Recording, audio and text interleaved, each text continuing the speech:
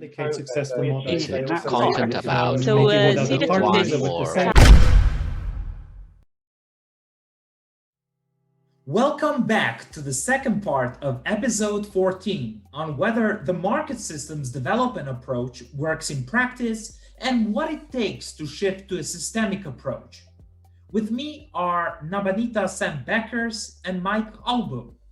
Mike is a program director at Beam Exchange, which is a specialist platform for knowledge exchange and learning about using market systems approaches to reduce poverty. Mike has over 25 years of experience working with international NGOs and programs using a market systems approach across South Asia and East Africa. Mike, thank you for being part of the episode. Well, thank you for inviting me. It's a pleasure to be here. And Nabanita, who is Results Measurement Specialist at the DCED, which stands for Donor Committee for Enterprise Development, where she leads the development of results measurement initiative, including the development and dissemination of the DCED Standard for results measurement. Nabanita has 15 years of experience working in different aspects of private sector development, including implementation of projects, results measurement, communication, and project development. Nabanita, thank you for joining. Thanks, Sabine, for having me. I really appreciate that.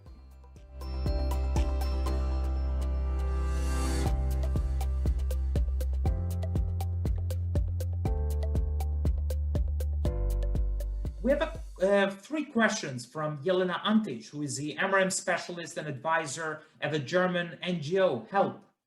Her first question is, when does MRM start in the MSD program?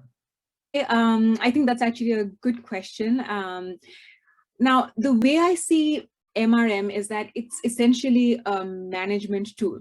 So it's not really a separate function in a program. It's a management tool that really helps you in terms of seeing whether your program is on track and, make any changes if need be. What does that mean? That means that it is something which needs to be integrated at different stages of the program. So for example, at the design stage of a program, it makes sense to think of the overall theory of change. So, thinking through, okay, what is the program trying to achieve, and then how will you get to that?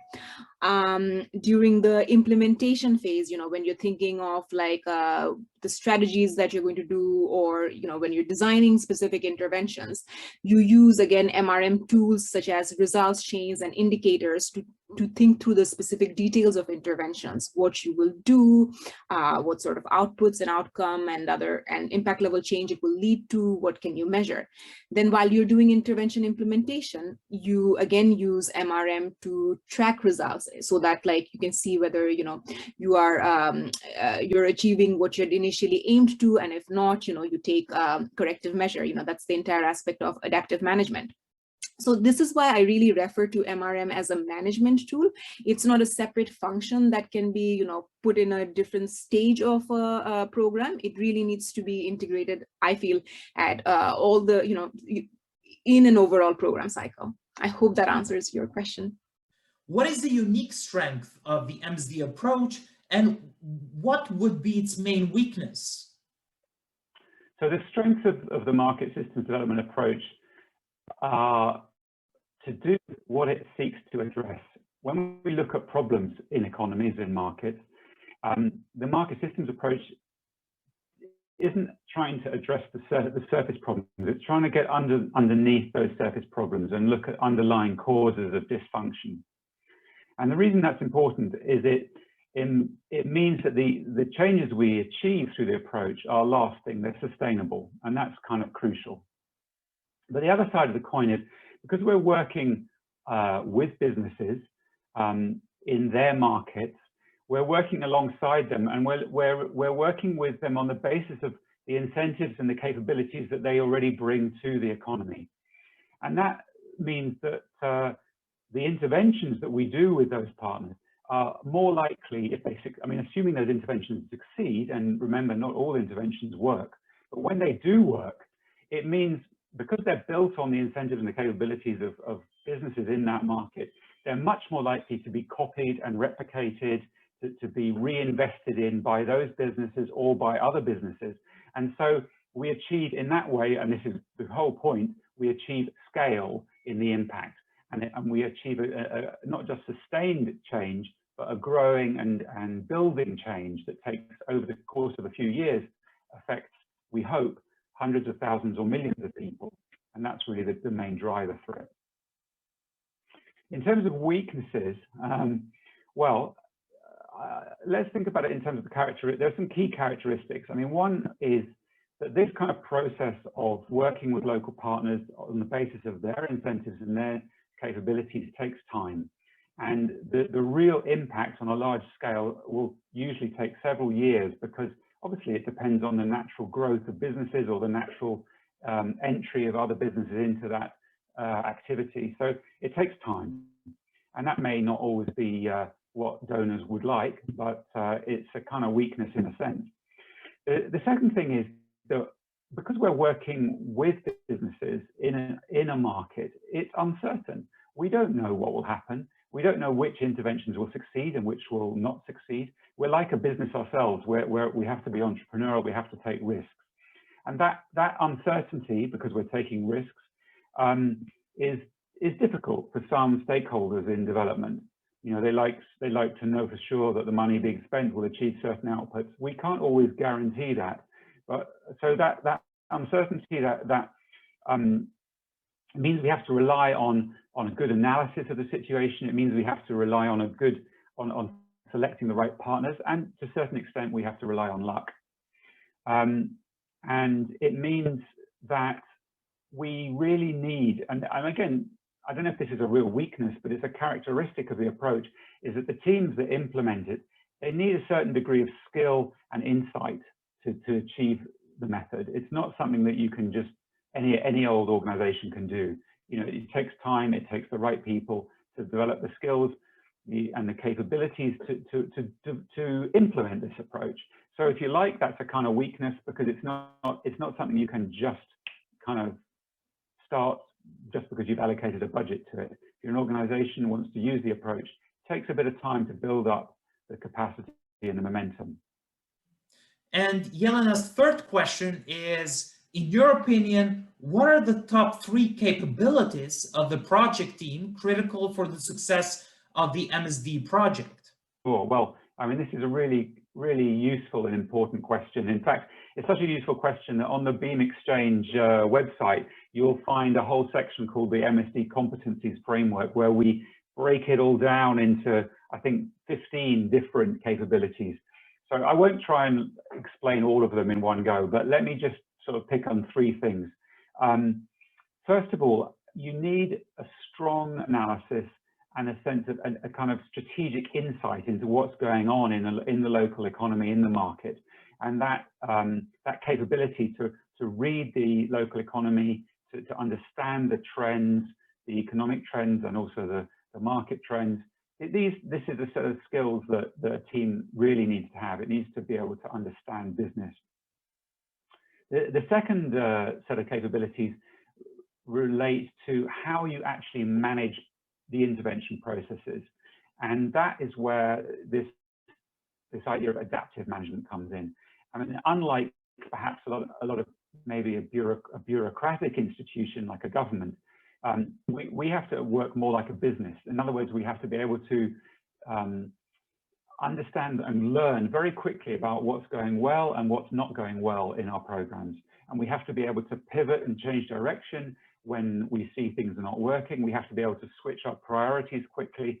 And that whole kind of learning fast, failing fast, changing, innovating, you know, that kind of innovativeness and entrepreneurialism, again, is all wrapped up with this idea of adaptive management. And that's a critical capability that any team needs. They need to be good at reflecting on what's going on. They need to be good at learning from each other. They need to be open with each other. They need to trust each other so that failures and mistakes are not covered up, but are shared and learned from and built on. And that's a critical capability for a team to implement market systems development. And the third thing I would just say is, and it's related to those two, but it's about communication. teams that implement this approach need to have very good internal communications, but they also need to be really good at communicating with businesses, with actors in the private sector. They need to be able to speak the language of business. They need to understand and be able to talk in the way that gives businesses confidence that they're part of the same world. And at the same time, you also need to be able to talk to donors and talk to the kind of the people who are funding this kind of work and reassure them and explain to them what you're doing and understand their needs. So you need that skill of being multilingual in a way, being able to navigate these different kinds of working environments, whether it's the private sector on one day and a donor meeting the next day, where people talk with a very different kind of language. And I think that those kind of communication skills are really critical. We have a question from Maya Lostova, who is the finance manager at the Education for Employment in North Macedonia project of the SDC. Her question is how to measure project results in the MSD project. Okay. I guess the difference with MSD programs is that, like, they're often working in complex environments where there are different actors involved. So, it's not really like, it's not a straight line of impact, something like, you're training people or you're distributing seeds and they use it. It's usually, in this MSD field, you often like try to collaborate with different actors who in the longer term takes over that function, which means that like measuring, when it comes to designing the monitoring and evaluation system, it needs to be flexible. It needs to be, first of all, it should be able to like articulate like what you're trying to achieve, and then have the flexibility to allow for continued validation and also revision to program based on like whether you're achieving results as you had wanted. One common framework that is really used is the DCED Standard for results measurement.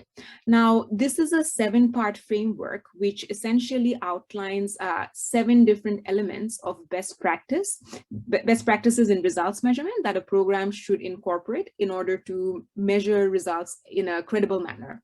So this starts by these 7 elements include articulating a program intervention, articulating results chains for interventions. So again, like, using this diagram to show like what you're doing and in order to reach your goal. And basically what you do with this results chain is that it's really a flexible tool which you keep on referring to and you keep on tweaking and like changing based on like whether change is happening, if not, and how the program reacts to it. And then, other elements include, having indicators which are really tied to this results chains, then measuring attributable change of these indicators, capturing wider changes in the market, which is an integral part of like MSD programs, because these are all aimed towards creating systemic change.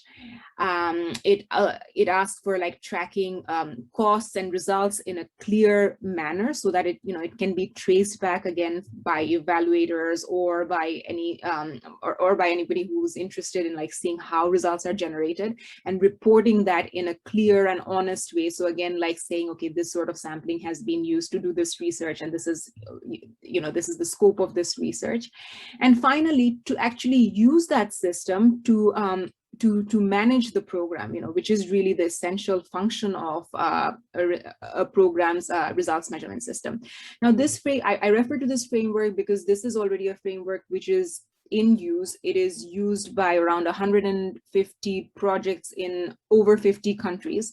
So yeah, I think this is a framework which can be really almost like catered, like the beauty of this DCED standard is that like it sort of lists the elements, and then how a program decides to integrate those elements can really be applied based on a program's context. For instance, it doesn't like say that like you need to measure only this, this, and this, but it really calls for you to think through, okay, what are you trying to change, and then measure on the basis of that. So I think that's something that can be actually used in order to measure results in MSD projects. We have a question also from Mitko Pishtulov, who is the public outreach coordinator at the Education for Employment in North Macedonia project of the SDC. what are the main bottlenecks in implementing an MSD project? Another really great question, actually. I think as you go through there are quite a few bottlenecks, and I'm sure your colleagues will have run into some of them. I'll pick on just 3 or 4 for now, but one is paralysis by analysis. So in the early stages of looking at any kind of market, you're gathering information, you're talking to stakeholders, you're trying to understand what's going on. But at a certain point, you need to be able to move from that kind of analysis of the situation to making decisions, to action, to selecting partners, to selecting intervention activities. And it's quite easy for programs to get stuck in a kind of anxiety about making the first step, really, and to keep on trying to gather more information, analyze it better, trying to overcome this uncertainty with more analysis. And sometimes actually you have to kind of stop and go, it's time to move, it's trying to test the water by putting our feet in and trying something out and doing activities, intervening, seeing what works, because you can kind of overthink the situation. So I think that's one bottleneck that programs often get into. There's a related issue, which is to do with how you manage the anxiety, if you like, that donors have around all that, because donors may feel worried about, on the one hand, they'll be worried about delays, but they may also be worried about the uncertainty and about the risks that you're taking as a program. And so managing that anxiety that a donor might have around, is this the right thing to be doing? Is this the right time to be doing it? That can be a real bottleneck. And many programs have run into problems, especially if there's been, for example, a change of staff in the donor agency, and maybe the person that you've been working with or who designed the program in the first place moves on, someone else comes in, suddenly you've got to rebuild that trust and that confidence in what you're proposing to do. So that's a real bottleneck. And anything you can do to avoid that, you know, by maintaining a really strong relationship with your donor and really keeping them on board and sharing what's going on is usually an advantage. Then the third bottleneck I'm going to talk about is really common, and that's about recruiting and training and retaining key staff. You know, it takes time to find the right people, build up that team which have good communication skills with each other and trust each other and are willing to share and learn. So that process of recruiting the right people can be a huge bottleneck. And if you're an organization that's working in market system development, like Helvetas, then obviously you've built up teams of cadres of people and you have networks of people that you know. But if you're a new partner or a new organization working in this space, you shouldn't underestimate how long it takes to identify, recruit, train, and orientate the people that will implement it.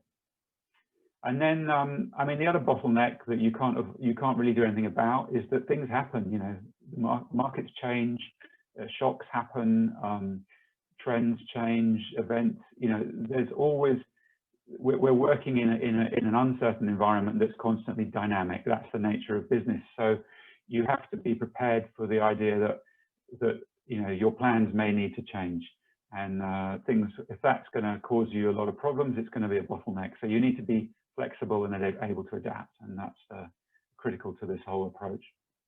There is a question from Anita Alexova, who is the policy and governance expert at the Education for Employment in North Macedonia project of the SDC. What's important in planning of the next phase of the project?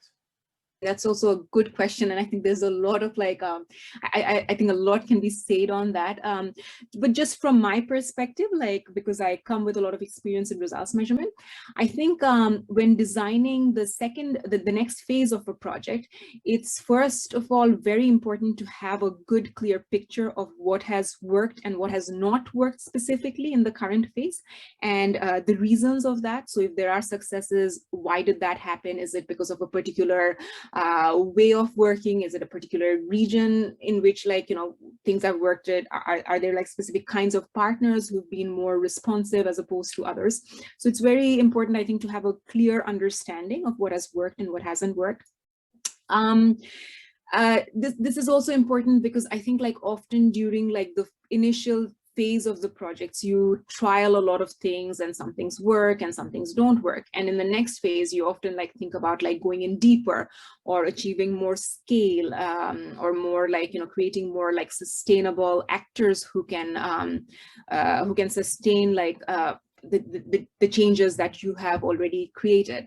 So in that, in that function, it's very important again to put things into perspective and like think through, okay, what are you trying to achieve overall for this program, and keep in perspective what has worked and what hasn't worked.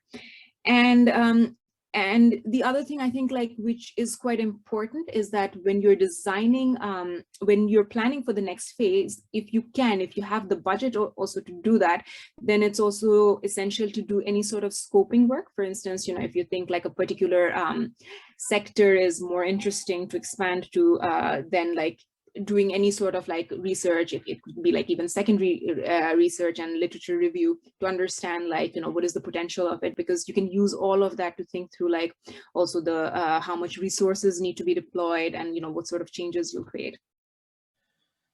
Denada Kakele, who is the intervention manager for skills at the RISI Albania project of the SDC, is asking, what are some important advice and tips to keep in mind when approaching donors that are not acquainted with the MSD approach to convince them in endorsing it? Yeah, so this goes back to the communication skills I mentioned a moment ago. Really, really good question. I think the starting point for any kind of approach to anybody really is to understand their perspectives and their needs. So the first thing you want to do is really understand, if you can, not only what the agency's kind of mandate is, what the way they think about the world, but also try and if you can, try and find out what the individual you're dealing with, what's their interest, what's their incentives. Are they, are they innovative? Are they excited about doing things that are different, or maybe are they a bit risk averse and cautious? So you need to know the person you're talking to first of all, because the way you approach them will be dependent on that. Once you've kind of understood where they're coming from, I would say start by emphasizing that the approach, what are the benefits of the approach? What's the impact? It's too easy to get caught up in the methods and what we do without really looking at what's the win, what's the opportunity here. And so I would start by talking about scale and sustainability and resilience. These are the key benefits of the approach. Is we're looking to reach a lot of people and make a big difference, and we're looking to do it in a way where the benefits of that will last. We're not looking for a flash in the pan result. We're looking for really long-term, significant, hopefully transformative change, and to build some resilience into the markets that we're working in, so that the next time there's an economic shock or a pandemic or whatever, that what we've done now will not just get evaporated away by the next change of the environment. So I think focus on that scale of impact, on that sustainability of change and the resilience that we're trying to build. Once you've persuaded them through, and again, I think the way to do that is not through theoretical language, the way I'm talking now. The way to do that is through practical examples. And a few really good stories that really bring it down to earth and say, well, this is what has been achieved in, say, this country or that situation that we can talk about. And if you're looking for those kind of stories, obviously you may have them within your own organization already, but also, have a look at the Beam Exchange website, because we've got some great stories up there in the section that's called Snapshots. And you'll find, good stories, but also, slides and presentation materials that will help you to tell the story of a particular intervention. But if you can find if you can find a story that's close to home, that's one that you're familiar with, then that's always going to be more convincing than telling somebody else's story. But ultimately, yeah, donors are human beings and they respond to stories, not to theories. So don't try and blind them with the science. Just give them some really practical examples of how it's made a difference to people living in poverty. And the last question comes from Luciana Lula, who is the communication officer at the RISI Albania project of the SDC. Her question is, how can MSD projects coordinate together, country, or regional wide to better mainstream the approach to other stakeholders in the development field? That's also a really good question. I don't think anybody has really cracked that nut yet. But I guess a few things I think like could be important in terms of like coordinating efforts. One very important thing would be sharing results, again, like sharing what has worked and what hasn't worked and what has created impact. An easy way of doing it is by really publishing more research reports, or like, if you've done like sector assessments, putting that on your website. I think that's a very good way of like coordinating efforts, so that like another person doesn't use like the use more resources on something which is already done previously. It's something very obvious, but like often I'm quite like surprised at like how people are like very conscious about sharing like their intern, what's really internal. But I do think like there's more flexibility to do that, because that would really allow the community to draw from each other's learning. I think there's also like different platforms, such as the DCED or the Beam Exchange, where you can like share these learnings. And I do know that both these platforms do regular like webinars, or even like Beam has this platform for also like sharing blogs and ideas to, again, like build this community of learning. So I think like those can be like important places where people can share learnings. Finally, I think the other thing to keep in mind in order to, again, like coordinate efforts, is to actively look for synergies within programs. And this does not only mean like between one MSD program and another. It can be like looking into like, what the local government is doing, what local NGOs are doing, if there are impact investors, or like, what sort of financial services are in the market. So I do think like, if projects look actively for those kind of synergies, it's also, again, like much more helpful to like broaden the impact, and also like, have it more mainstreamed across markets. You've been watching and listening to Inclusive Plug with me, Sabir, Edreconomy, which is a program of the Swedish International Development Cooperation Agency implemented by Helvetas in Eastern Europe, South Caucasus, and the Western Balkans. For this episode, we've asked people on LinkedIn to pose their questions they'd like to ask our guests, whether the MSD approach works in practice, and what it takes to shift to a systemic approach. Thank you to all of you who have sent their questions and for contributing to Inclusive Plug. Your participation helps keep the podcast alive.